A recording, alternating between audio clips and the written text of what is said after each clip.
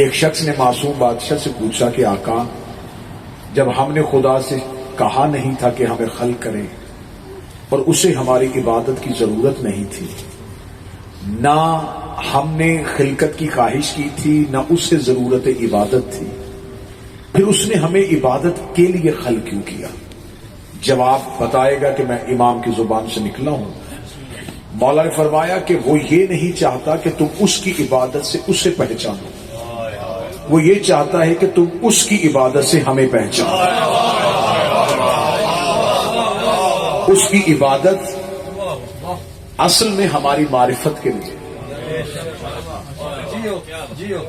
اور جب تک معرفت نہیں تو عبادت نہیں۔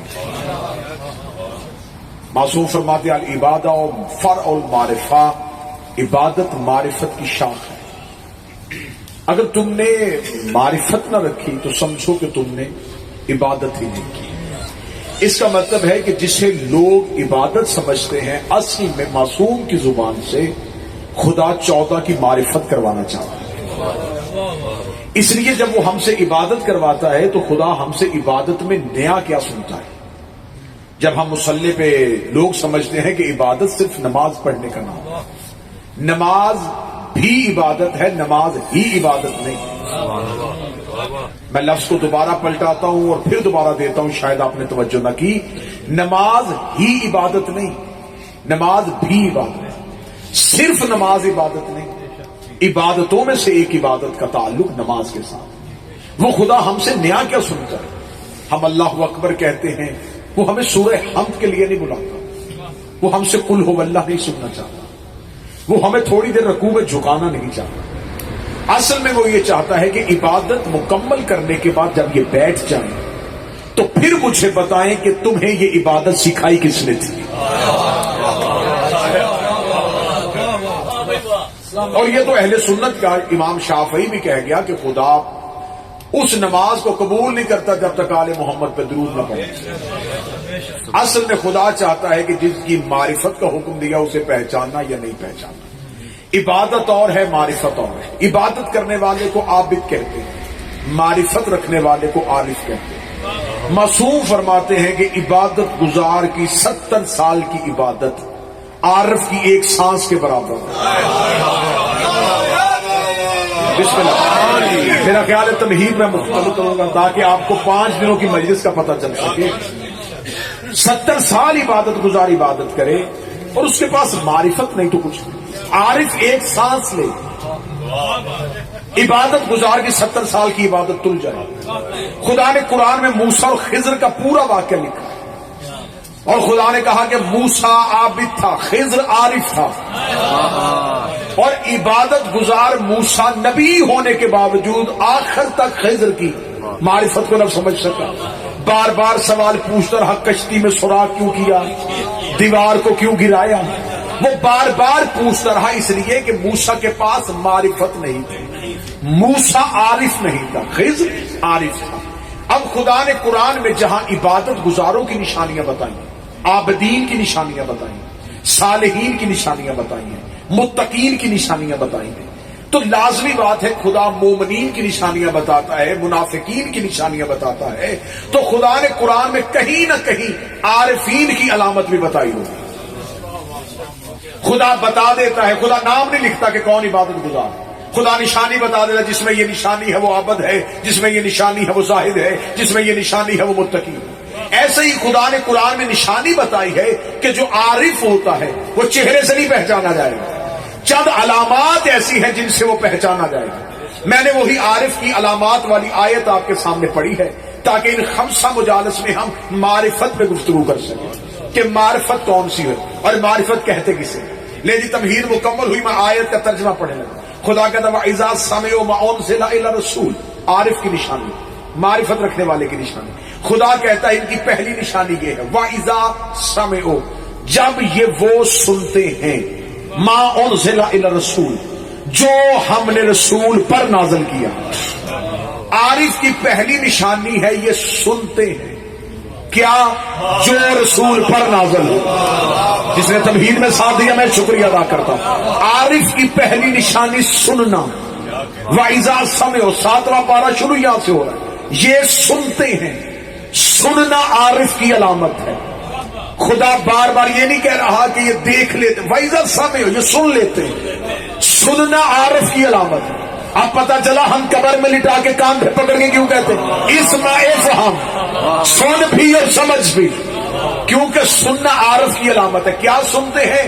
ما انزل الی الرسول, جو ہم نے رسول پر نازل کیا. ابھی ترجمہ سننا صرف. اب اگلی علامت کیا ہے؟ خدا کہتا میں قرآن پڑھا, ترا عیونہم, تم صرف ان کی آنکھوں کو دیکھو. تفیض من الدم میں یہ ایسے روتے ہیں جیسے کوئی سمندر جاری ہو جائے.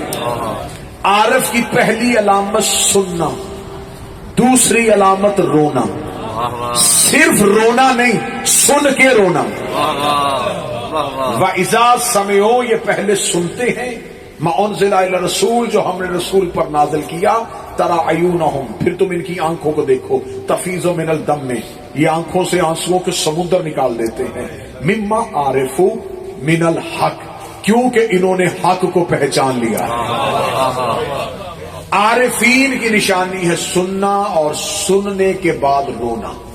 اب یہ کیا سنتے ہیں؟ ما انزل الی الرسول, جو رسول پر نازل ہوا ہے. میرے مالک تو نے تو رسول پہ بہت کچھ نازل کیا ہے. یہ عارف کیا سنتے ہیں اور روتے ہیں؟ جب ہم نے مسلمان کے مفسرین سے پوچھا رسول پر کیا نازل ہوا, انہوں نے کہا قرآن رسول پہ نازل ہوا, نماز رسول پہ نازل ہوئی, زکوٰۃ رسول پہ نازل ہوئی, زکوٰۃ کا حکم رسول پہ نازل ہوا, حج کا حکم رسول پہ نازل ہوا. لیکن میں پورے یقین اور اعتماد کے ساتھ کہہ رہا ہوں کہ جتنے احکامات نبی پہ نازل ہوئے ہیں, قرآن میں نماز کے لیے صرف آیا وَأَقِیمُوا الصَّلَاۃَ, نماز قائم کرو. زکوٰۃ کے لیے آتوا الزکوٰۃ, زکوٰۃ دو. حج کے لیے حج للناس, حج کرو. جہاد کے لیے جاہدوا فی سبیل اللہ, جہاد کرو. پوری قرآن میں آیتوں میں ان عبادتوں کے ساتھ نہ لفظ رسول ہے نہ لفظ نزول ہے, نہ رسول کا لفظ آیا ہے نہ نزول کا لفظ آیا ہے. قرآن یہ نہیں کہا ہم نے رسول پر نماز نازل کی, ہم نے رسول پر روزہ نازل کیا, ہم نے رسول پر زکوٰۃ نازل کی, ہم نے رسول پر حج نازل کیا. خدا حکم دیتا رہا, لیکن خدا نے عارف کی نشانی بتائی ہے. یہ وہ سنتے ہیں جو رسول پر نازل ہوا ہے. بائے بسم اللہ سے لے کے سینے والناس ہے قرآن منبر میں سامنے رکھ لیتے ہیں. قرآن سے کہتے ہیں مجھے وہ آیت دکھا جس میں لفظ رسول بھی ہو لفظ نزول بھی ہو, کیونکہ اس آیت میں وہ حکم ہوگا جو عارف سنتے ہیں. پورا قرآن پڑھتے پڑھتے ایک آیت نے سر اٹھایا اور سر اٹھا کر میرے پاس وہ حکم ہے. میں نے کہا کون سا ہے؟ اس نے کہا یا ایھا الرسول بلغ ما انزل الیک, اے رسول وہ پہنچا جو تجھ پر نازل ہوا ہے. یہ آیت آئی تھی خمر غدیر پہ, علی کی ولایت ہے. خدا نے معرفت کی نشانی بتائی. عارف علی کی ولایت سنتے ہیں اور حسین کی مصیبت پہ رہتے ہیں.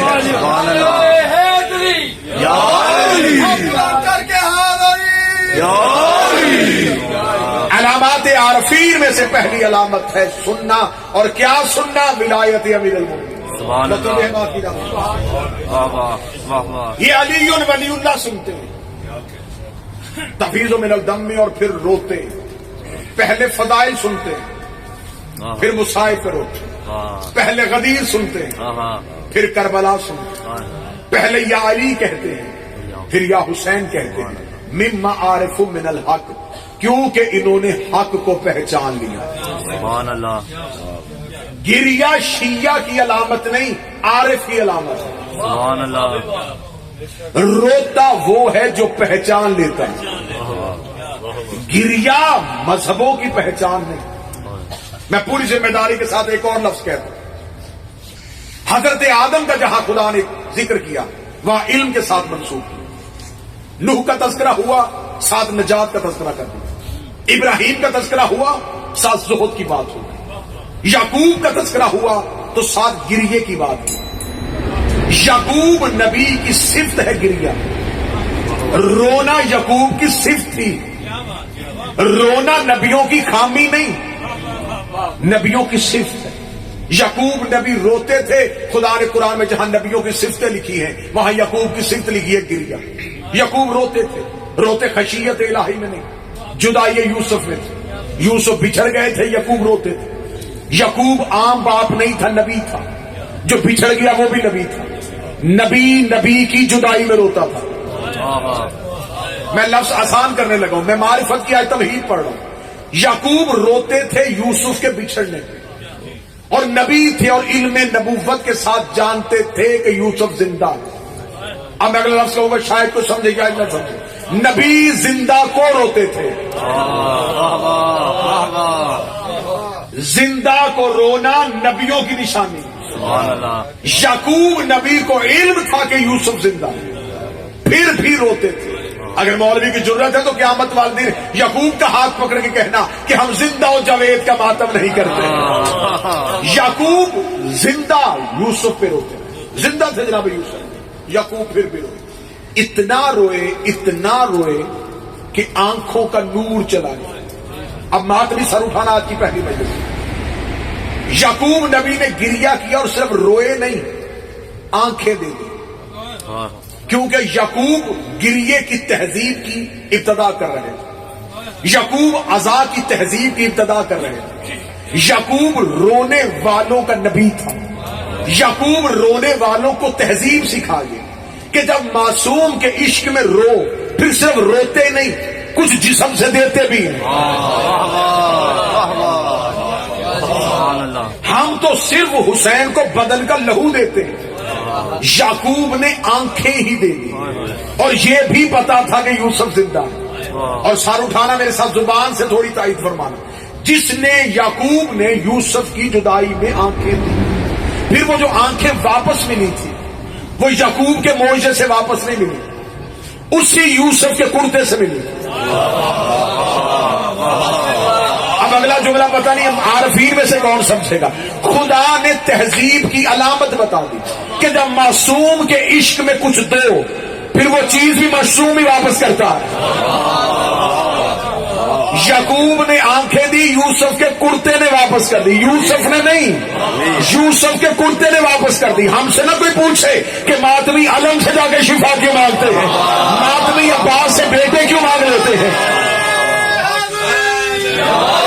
یعقوب یوسف کے کرتے سے آنکھیں لے سکتا ہے تو ہم یوسف کو حسن دینے والے کے علم سے وفا بھی لے سکتے ہیں، اولاد بھی لے سکتے ہیں، رزق بھی لے سکتے ہیں۔ یعقوب نے آنکھیں یوسف کو دی تھی، واپس یوسف نے نہیں کی، واپس یوسف کے کرتے نے کر دی تھی۔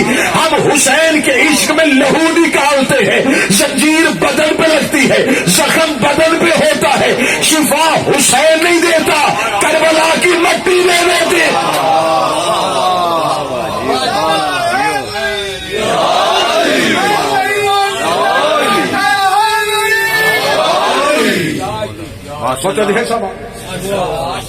یعقوب نبی نے آنکھیں دی یوسف کی محبت میں، اور یوسف کے پیرہن نے واپس کر دی، صرف آنکھوں کو لگایا اور خوشبو کو سونکھا، آنکھیں واپس لے گئے۔ قرآن میں پورا جناب یوسف کا قصہ ہے۔ خدا نے قرآن میں نبیوں کی کہانیاں لکھی ہیں، اور جو یوسف کے قصے پہ خدا نے لکھا ہے احسن القصص۔ یہ جتنے قصے میں نے لکھے ان میں سے سب سے بہترین قصہ یہ ہے، سب سے اچھا قصہ یہ ہے۔ جناب یوسف کے قصے میں منفرد اور انفرادیت کیا تھی؟ یوسف نبی تھے، ساتھ یوسف کے بھائی تھے۔ یوسف کو کنویں میں دشمن نے نہیں گرایا تھا۔ اب زبان کے ساتھ تھوڑا بولو، کس نے گرایا تھا؟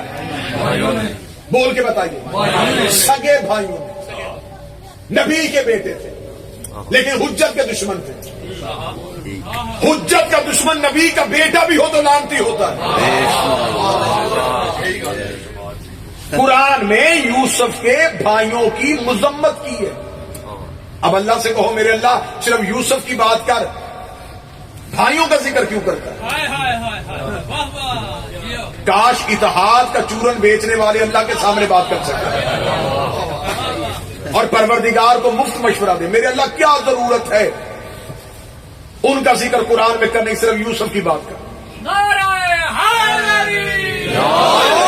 خدا نے کہا جب تک دشمن کا تصور سامنے نہیں آئے گا، محبت کا نقش نہیں ابھرے گا۔ بھائیوں کا ذکر بھی کیا، یوسف کا ذکر بھی کیا۔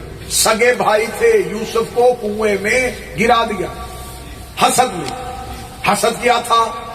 بھائی ہونے کی وجہ سے نہیں تھا، نبی ہونے کی وجہ سے، کیونکہ اللہ نے عہدہ دے دیا تھا، انہیں حسد ہو گیا۔ میں کنائے کی دنیا کا مسافر ہوں، اشارے دوں گا، اشارے سمجھنا۔ یہ حسد یوسف سے نہیں کرتے تھے، عہدے سے کرتے تھے. اور آسان کر دو, انہیں گلا یہ تھا کہ اس کو کیوں وہ بنا دیا جو ہم نہیں. اور آسان کرو, اور زیادہ آسان کرو, یہ وہ بننے کی کوشش کر رہے تھے جو یہ تھے نہیں. سبحان اللہ جی ہو. اور خدا عزتیں خود عطا کر دے. خدا نے نبوت کا تاج رکھ دیا. یعقوب پیار کرتے تھے, انہیں حسد ہو گیا. انہوں نے قرآن میں قصہ لکھا, انہوں نے کنویں میں گرا. واپس آئے اور یعقوب نے پوچھا کہ یوسف کہاں ہے؟ کہنے لگے یوسف کو بھیڑیا کھا. متوجہ ہے بات کی. قرآن میں پورا قرآن سے قصہ پڑھ رہا ہوں, معرفت پڑھ رہا ہوں اور تہذیب عذاب پڑھنے لگا. یوسف کو بھیڑیا کھا گیا. سامنے بھی یعقوب تھا. کہنے لگا چلو میرے ساتھ صحرا میں جا کے پوچھتا ہوں. وہیں بیٹھے بیٹھے جناب یعقوب نے نہیں کہا کہ یہ کیسے ہو سکتا ہے, یہ دیکھو میں انگلیوں کے درمیان دکھا دیتا ہوں. کئی دفعہ جھوٹے کو جھوٹ دکھانے کے لیے میدان میں جانا پڑتا ہے. ہمیں صرف کنائے کی دنیا میں چلو. میں اشارے سے سفر کروں گا جو سمجھیں گے میں ممبر سے لا دے دوں. کئی دفعہ جھوٹے کو اس کا چہرہ دکھانے کے لیے کہیں نہ کہیں میدان سے جانا پڑتا. جناب یعقوب چلے گئے.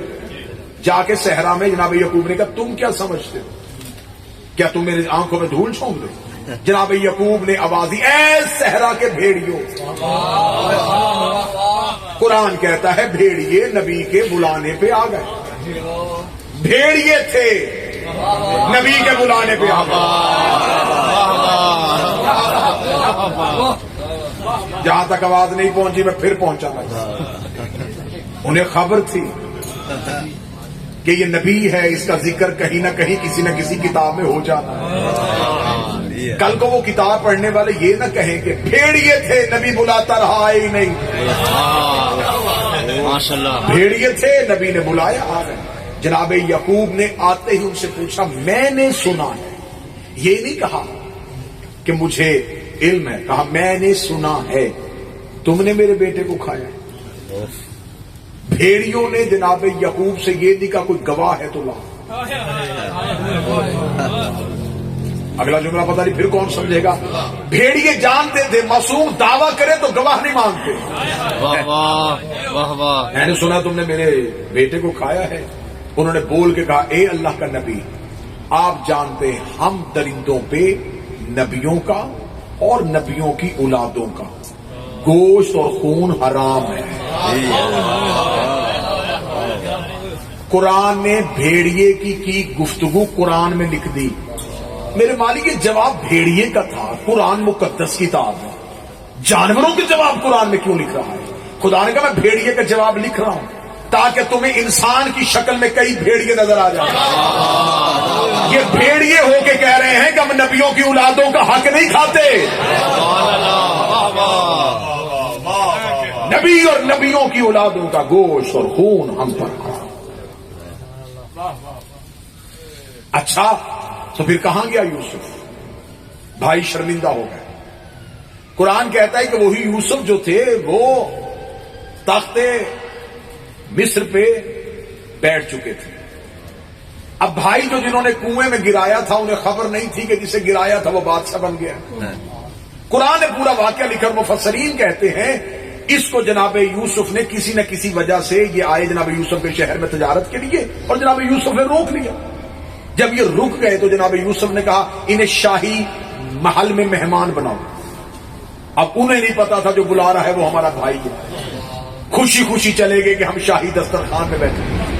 جناب یوسف نے کام کیا کیا؟ جناب یوسف نے کہا جس کمرے میں بٹھا کے انہیں کھانا کھلا اس کی دیوار پہ ایک تصویر بناؤ, ایک پینٹنگ بناؤ جس میں کچھ لوگ ایک بچے کو کنویں میں پھینک رہے ہیں اور اس پینٹنگ کے آگے, اس تصویر کے آگے ایک پردہ لٹکا. دسترخوان لگ گیا, کھانا سج گیا. یوسف کے بھائی خوش ہو کے مہمان بن کے بیٹھ گئے کہ ہم آج شاہی مہمان ہیں. جو ہی ہاتھ نوالوں پہ رکھا یوسف نے سپاہیوں سے کہا پردہ ہٹا. پردہ ہٹایا, نظر تصویر پہ پڑی. تفسیریں کہتی نوالے وہیں چھوڑ دیے. کہنے لگے پہلے اسے چھپاؤ پھر کھائیں گے. ہمیں اس تصویر کی وجہ سے گھبراہٹ ہو رہی ہے. یوسف بولے نہیں تھے, صرف تصویر بنائی تھی. تصویر کو شبیہ کہتے ہیں. شبیہ دیکھی اور قاتل گھبرا گئے. شبیہ دیکھی اور قاتل گھبرا گئے.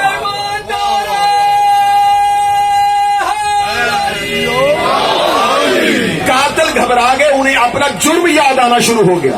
انہیں پتا چل گیا کہ سالوں پہلے ہم نے یہی جرم کیا تھا جو ہمیں شبیہ کی صورت میں دکھایا جا رہا ہے. قرآن نے پورا واقعہ لکھ دیا. یعقوب نے تہذیب عزاداری ہمیں دی تھی.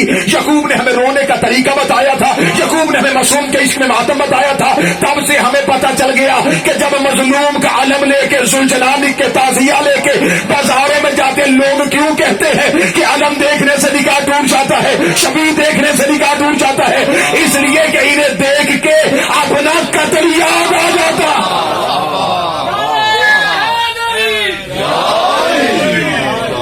عارف کی نشانیوں میں سے پہلی نشانی ہے رونا.